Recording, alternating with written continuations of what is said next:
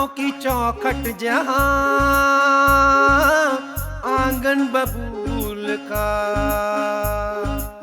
मंजिल है खोई खोई सी, रास्ता है धूल का। धड़कने बिखर जाए ना, आंखें ये भर आए ना, सांसों में तू भर ले दम, न हौसला हारेंगे हम, न हौसला हारेंगे हम।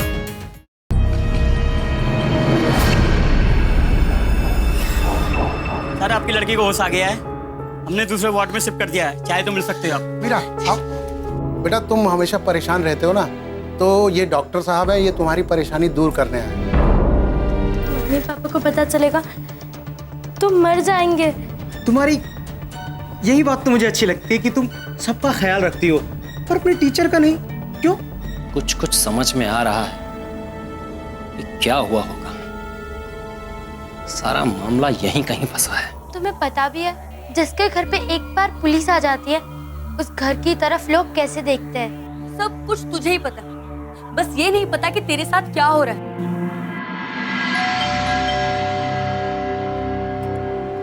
इस वक्त कौन?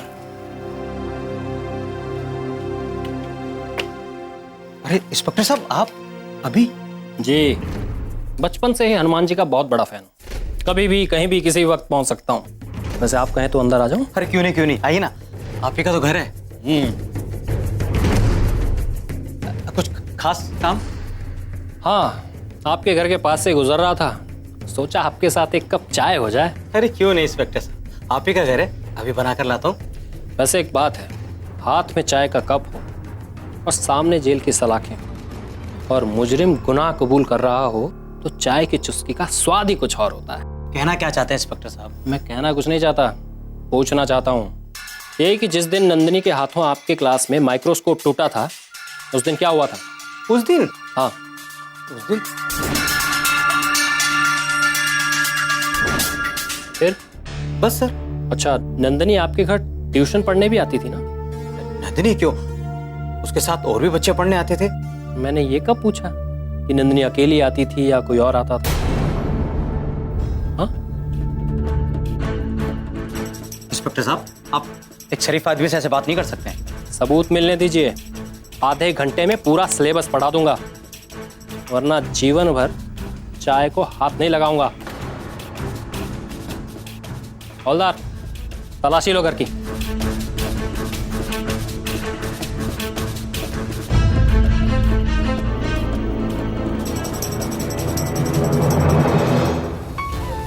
नमस्कार, मैं श्रद्धा आप सभी का स्वागत करती हूँ।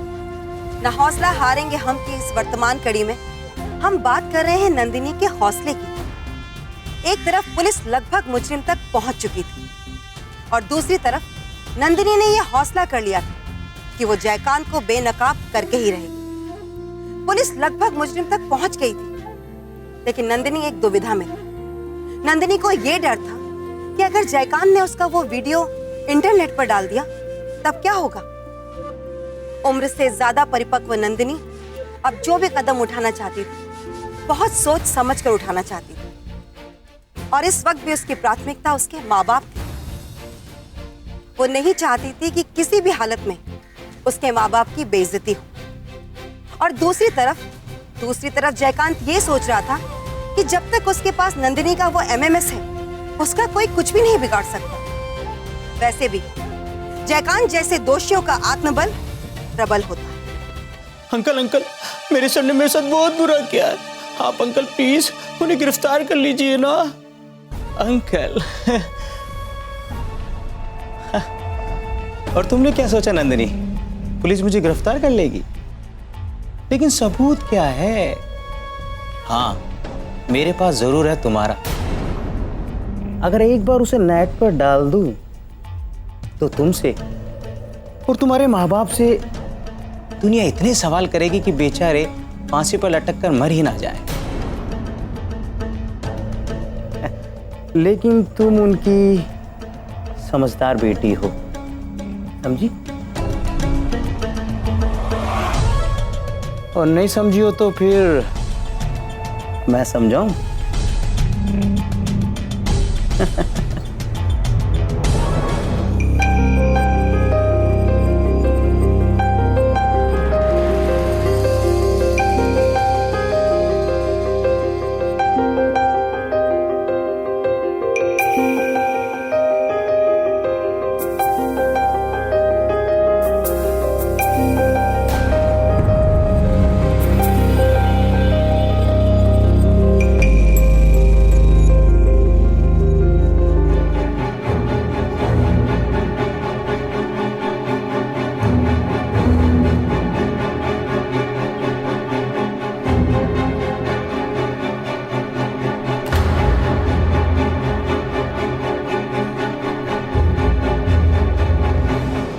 चलो इस बार माफ किया, आखिर हो तो बच्ची ना, अगली बार ऐसी गलती ना हो। नहीं तो एक फोन करूंगा और सारी दुनिया तुम्हारे कारनामे देखेगी, समझी? जानती हो, मुझे तुम पर गुस्सा करना बिल्कुल अच्छा नहीं लगता। ना तुम मेरी स्टूडेंट और ना ही मैं तुम्हारा टीचर।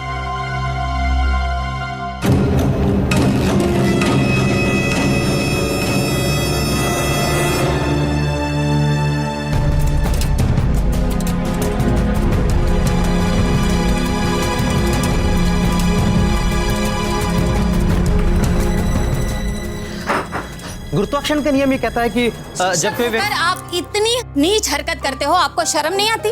अब आपको पुलिस बताएगी, आप पुलिस को फोन कीजिए। क्या हुआ? देखिए, आपको कोई गलतफहमी हुई होगी, आप जो समझ रहे हैं ऐसा कुछ भी नहीं है। नंदिनी ने आपके बारे में हमें सब कुछ बता दिया है। हाँ बेटा, फोन करो पुलिस को। देखिए, किसी ने मेरे बारे में उल्टा सीधा बोला है, ऐसा कुछ भी नहीं है। आप समझने की कोशिश कीजिए, जैसा आप सोच रहे हैं वैसा बिल्कुल नहीं है। आप जो भी समझ रहे हैं सब गलत है। देखिए प्लीज पुलिस को फोन मत कीजिए, प्लीज। देखिए प्लीज, मैंने कहा ना पुलिस को फोन मत कीजिए।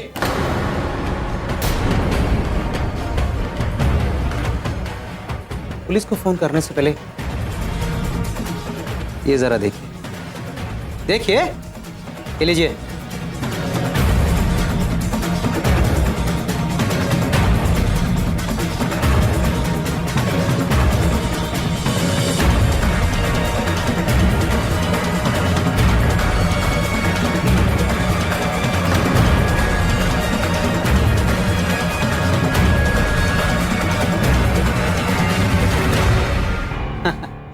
कितना बुरा लग रहा होगा ना अपनी बेटी का एमएमएस देखते हुए, समझ सकता। आखिर टीचर हूं, अगर एक बार मैंने इसे नेट पर डाल दिया तो सोचो पूरी दुनिया में क्या क्या हंगामे होंगे। कितनी बार कहा कि पुलिस को फोन मत करो, पर आप लोग मेरी बात ही नहीं सुन रहे। महेश जी, पुलिस के पास जाने से पहले एक बार जरूर सोचना, 4G का जमाना आ गया है। चंद सेकंडों में ये वीडियो अमेरिका तक। ये लीजिए मोबाइल।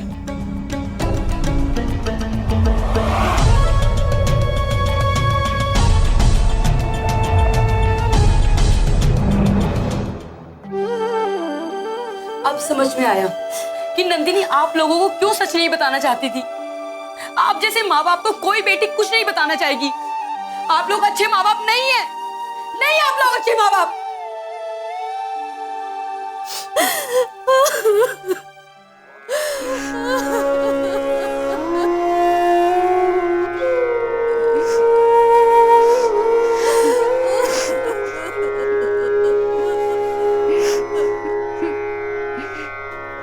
आटो की चौखट जहां आंगन बबूल का मंजिल है खोई खोई सी, रास्ता है दूर का। धड़कने बिखर जाए ना, आंखें ये भर आए ना, सांसों में तू भर ले दम। ना ना ना ना ना ना।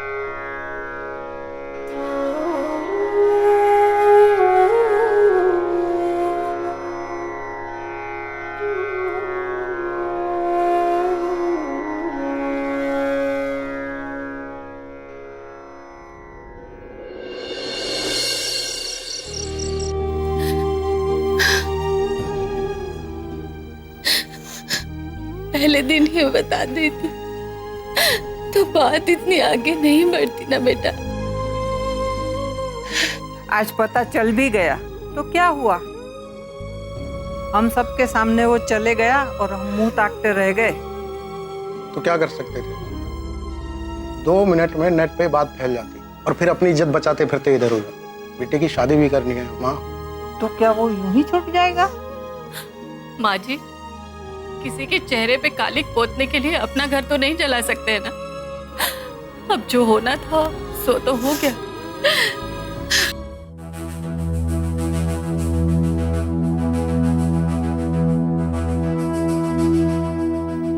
पापा, आप लोग अभी तक सोए क्यों नहीं?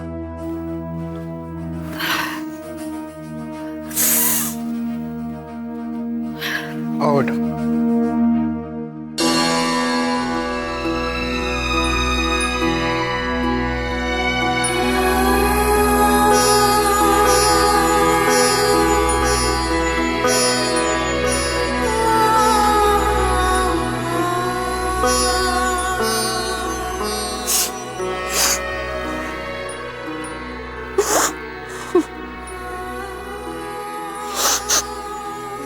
बेटा, थोड़ी कड़वी दादी हूँ, लेकिन हूँ तो तेरी दादी ही ना।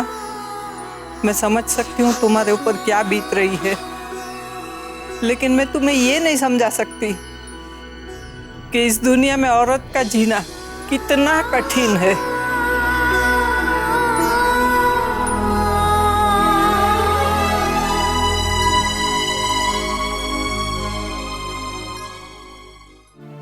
मैंने कभी नहीं सोचा था कि हमारे पेरेंट्स हमारा ही साथ नहीं देंगे।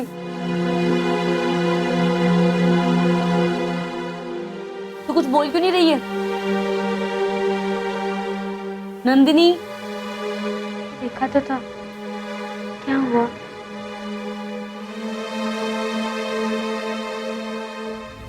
माँ बाप अपनी औलाद के लिए सुरक्षा कवच होते हैं। हर सकारात्मकता की नींव अक्सर माँ बाप ही डालते हैं। हर बच्चे को हिम्मत, हौसला और सकारात्मकता अक्सर माँ बाप ही देते हैं।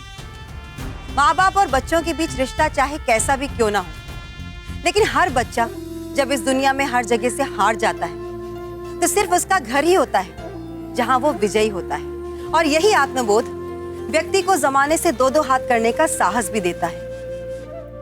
लेकिन नंदिनी तो अपने घर में ही हार गई। उसे उसके माँ बाप ने हरा दिया।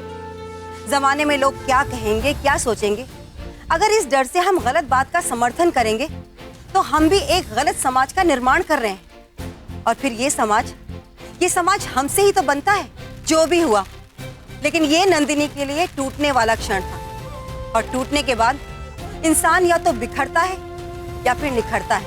अब देखना यह है कि हमारी नंदिनी निखरती है या फिर बिखर जाती है। प्लीज मुझे अपना वीडियो दे दो, प्लीज सर। अरे नंदिनी, मैं इतना बुरा आदमी भी नहीं हूं। एक काम करो, स्कूल के बाद घर आ जाना और वहां पे वीडियो ले लेना।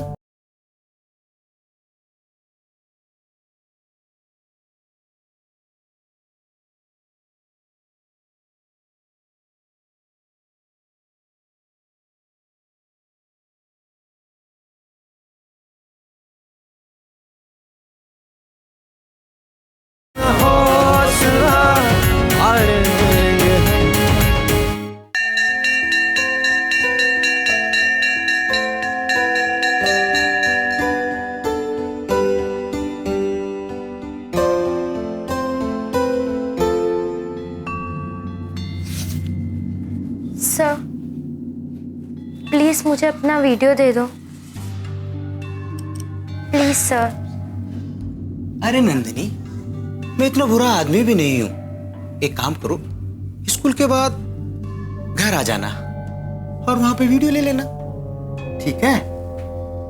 और आ जाना।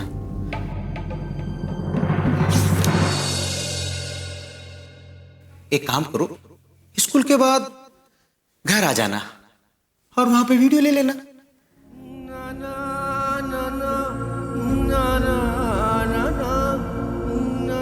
अगर ये वीडियो मैं इंटरनेट पे डाल दूं तो क्या होगा?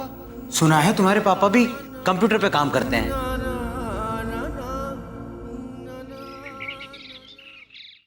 वैसे नंदिनी, तुम्हारे माँ बाप है बड़े समझदार, बातचीत से सारा मामला सुलझा लिया।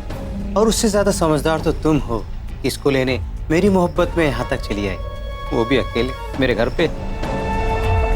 और मैं क्या सोच रहा था नंदिनी, क्यों ना हम आखिरी बार कुछ हो जाए, फिर तुम मिलो ना मिलो।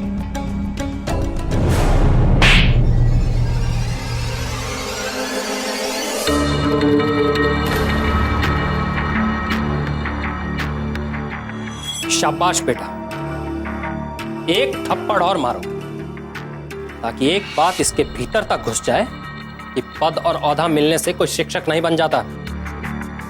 मर्यादा और कर्तव्य ही इंसान को महान बनाते हैं।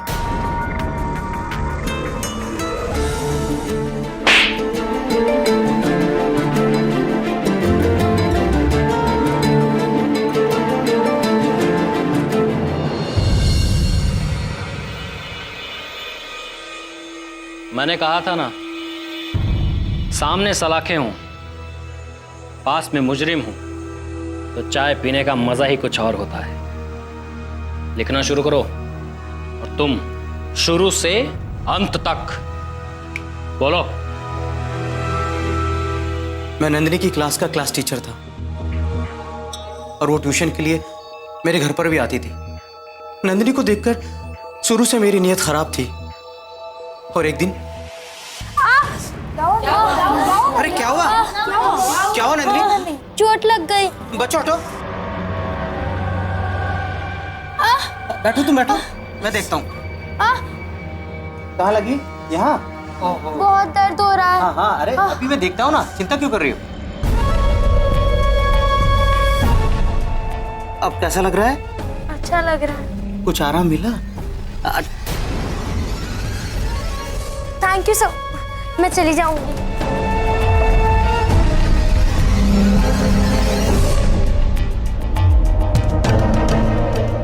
और उस दिन से मैं मौके की तलाश में लग गया और एक दिन मौका मिल ही गया। तुम चिंता मत करो, मैं सब देख लूंगा। जाओ अपनी पढ़ाई पे कंसंट्रेट करो, सारा पैसे का अरेंजमेंट मैं कर लूंगा, ठीक है? नंदिनी एक समझदार लड़की थी और वो अपने माँ बाप से बहुत ज्यादा प्यार करती थी। मैं इस बात को अच्छी तरह जानता था कि उसकी आर्थिक स्थिति ठीक नहीं है और इसी बात का मैंने फायदा उठाया। और जब उस दिन सारे बच्चे ट्यूशन से चले गए तो मैंने नंदिनी को रोक लिया। नंदिनी, मुझे तुमसे कुछ बात करनी है। लैब वाले माइक्रोस्कोप के 5,000 रुपए मांग रहे हैं। अब चूंकि वो तुमसे टूटा है तो पैसे तो तुम्हें ही देने पड़ेंगे। लेकिन 5,000 सर। अरे नंदिनी, तुम्हें घबराने की कोई जरूरत नहीं है, मैंने सारे पैसे भर दिए हैं। अब तुम पापा से बोलना, वो धीरे धीरे करके सारे पैसे लौटा देंगे। लेकिन सर, पापा इतने पैसे लाएंगे कहाँ से? पैसे तो लौटाने ही होंगे ना नंदिनी। वैसे तुम्हारे पापा पैसे देंगे भी कहाँ से? फीस तो 3-4 महीने में एक बार जमा करा पाते हैं। तुम चाहो तो ये पैसे उन्हें नहीं भी देने पड़े, बस तुम्हें थोड़ा सा सहयोग करना होगा। अरे मैं टीचर हूँ, तुम्हारे को अपने टीचर की बात माननी तो पड़ेगी।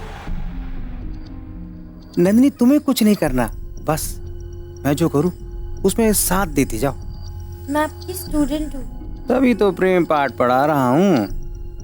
मैं सोच भी नहीं सकती कि आप कितने घटिया इंसान हैं। तो फिर जाओ, लेकिन कल 5,000 रुपये लेकर ही आना, या फिर जो मैंने कहा है उस बात पर विचार करके आना।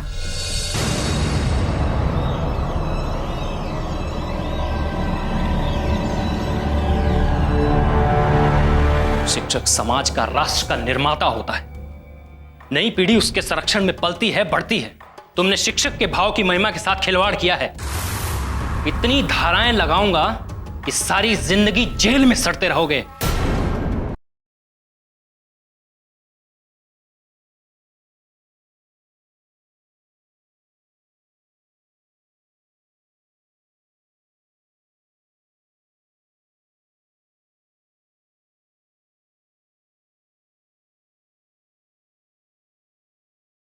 हौसला हारेंगे हम।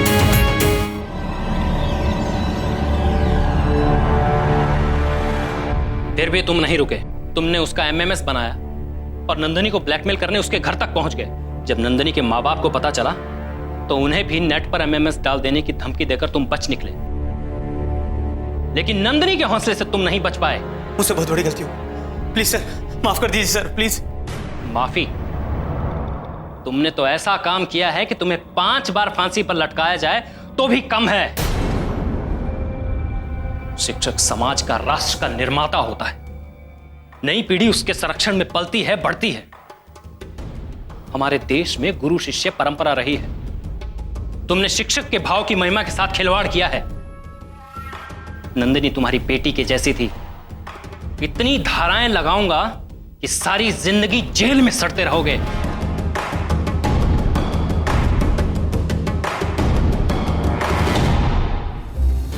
नंदिनी और राधिका के हौसलों से मुजरिम सलाखों के अंदर पहुंच गया। एक सबक महेश और मीरा के लिए भी था और एक सीख हम सब के लिए। हम ये जाने कि बाल यौन शोषण एक घृणित कृत्य है। मासूम बच्चों पर जब यह होता है तब तात्कालिक रूप से उन पर जो बीतती है सो बीतती है, लेकिन भविष्य में भी उनकी आत्मा अंदर तक घायल हो जाती है और अपनी आने वाली पीढ़ी की आत्मा को घायल होने से बचाने की जिम्मेदारी हम सब की है, क्योंकि हंसता बचपन एक संतुलित यौवन का निर्माण करता है और हर परिवार, समाज, देश और राज्य की ताकत युवा पीढ़ी ही होती है। अब मैं आपसे विदा लेती हूँ। अगले हफ्ते एक और हौसले की कहानी के साथ फिर आपसे मुलाकात होगी। तब तक अपनी नजर पैनी रखिए और बाल यौन शोषण के खिलाफ आवाज उठाने की हिम्मत डाल लीजिए। बारिश में अधिकांश पक्षी किसी तरह अपने घोंसले में दिन काटते हैं, वहीं बाज बादलों से ऊपर शान से उड़ता है। बाज और दूसरे पक्षियों में सिर्फ एक बात का फर्क है, हौसले का। इसलिए जब तेरी उड़ान ऊंची हो और बारिशों सा मौसम हो तो बस हौसला रख। मैं श्रद्धा मिलूंगी आपसे अगले एपिसोड में इसी जज्बे के साथ। न हौसला हारेंगे हम।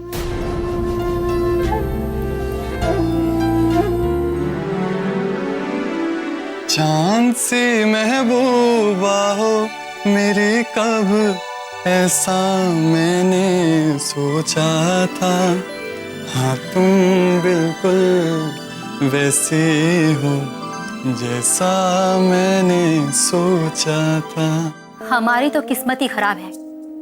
तुम्हारी बीवी के पेट में इस घर का वारिस नहीं बल्कि इस घर का बोझ पल रहा है। इससे पहले कि वो पैदा हो उसे हमें खत्म करना होगा। चाहे मुझे इसके लिए कुछ भी करना हो, किसी से भी लड़नी, मैं लड़ूंगी दीदी, मैं लड़ूंगी।